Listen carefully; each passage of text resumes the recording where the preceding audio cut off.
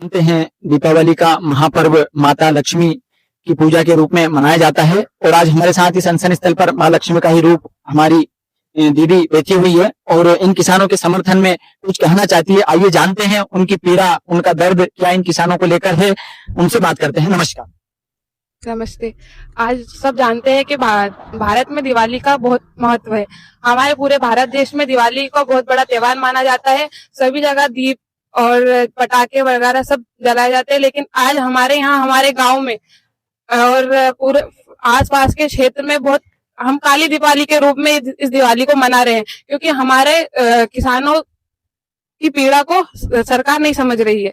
हम 1 महीने से मैं यहाँ किसानों के समर्थन में बैठी हुई हूँ।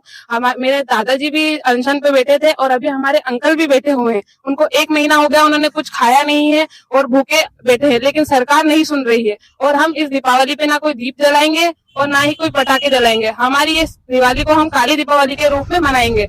हमें बहुत कष्ट के साथ कहना पड़ रहा है कि हम दीपावली को बहुत ही उल्लास के साथ मनाते हैं, लेकिन इस बार हम इस दिवाली को कोई उल्लास, कोई खुशी, कुछ किसी के साथ नहीं मना रहे। बहुत मासूमियत उसके साथ इस दिवाली को हम मना रहे हैं।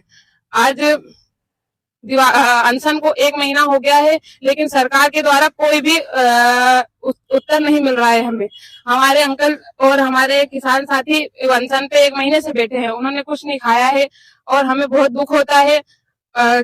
सरकार हमारी नहीं सुन रही है। तो युवाओं से क्या कहना चाहेंगी इस अनशन के बारे में, क्योंकि आपके दादाजी भी स्वयं पीड़ित थे, आप स्वयं पीड़ित किसान की बेटी हैं, तो युवाओं को क्या संदेश देना चाहेंगे? मैं युवाओं से यही कहना चाहती हूँ कि आप भी एक किसान के पुत्र और बेटा बेटी हैं जैसे मैं हूँ, और आप भी उसी से किसानों से द्वारा जो अन्न उगाया जाता है उससे ही आपका माइंड वगैरह चलता है, आप उसको खाते हो, उससे ही आपकी पढ़ाई लिखाई चलती है।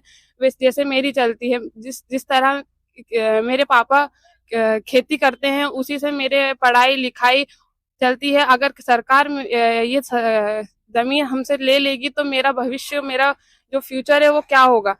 मेरा जो भविष्य वो तो खत्म ही है, अंधकार में ही है। अगर मेरे पापा के पास जमीन नहीं होगी, पर्याप्त पैसे नहीं होंगे मेरी पढ़ाई लिखाई के लिए, तो मैं कैसे पढ़ूंगी, कैसा मेरा भविष्य बनाऊंगी? और सरकार बोलती है कि जो युवा पीढ़ी है वो आगे का भविष्य बनाएगी। अगर मैं पढ़ूंगी लिखूंगी नहीं और कुछ करूंगी नहीं, तो मैं कैसे मेरा भविष्य बनाऊंगी और आगे मेरे देश को कैसे बढ़ाऊंगी?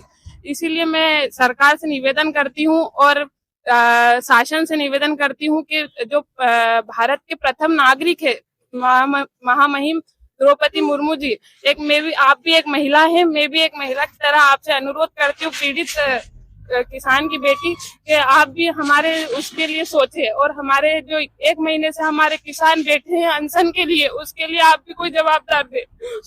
1 महीने से हमारे भाई अंकल ये सब बैठे हैं भूखे प्यासे, उन्हें कोई सरकार द्वारा कोई भी वो समर्थन नहीं मिल रहा है। और इन युवाओं को लेकर एक ऐसा ही थॉट जो आप उन्हें बताना चाहे कि इन किसानों से किस तरह जुड़े? मैं आपसे बस युवाओं से ये कहना चाहती हूँ कि इस वीडियो को ज्यादा से ज्यादा लाइक और शेयर करें, ताकि हमारे जो किसान 1 महीने से भूखे बैठे हैं उन्हें कोई भी सरकार द्वारा कोई भी उत्तर मिले। जी बहुत बहुत धन्यवाद। जैसा कि देखा, हमारी मातृशक्ति दीदी ने कहा कि इन किसानों की जो पीड़ा है, दर्द है, वो आप इनके आंखों में देख सकते हैं किस प्रकार अपने दादाजी, अपने अंकल, अपने भैया और अपने पीड़ित किसानों की जो पीड़ा है, 30 दिनों से पानी के सहारे अनशन पर डटे हैं, उनको देखकर आज उनका दर्द बयां तक नहीं कर पा रही है, कितना दर्द इनकी आंखों में है। तो आप सभी से यही अनुरोध है कि ज्यादा से ज्यादा समर्थन इन किसानों का करें और सरकार से यही मांग हम करते हैं कि इन किसानों की मांगों पर जल्द से जल्द सुनवाई हो। नमस्कार।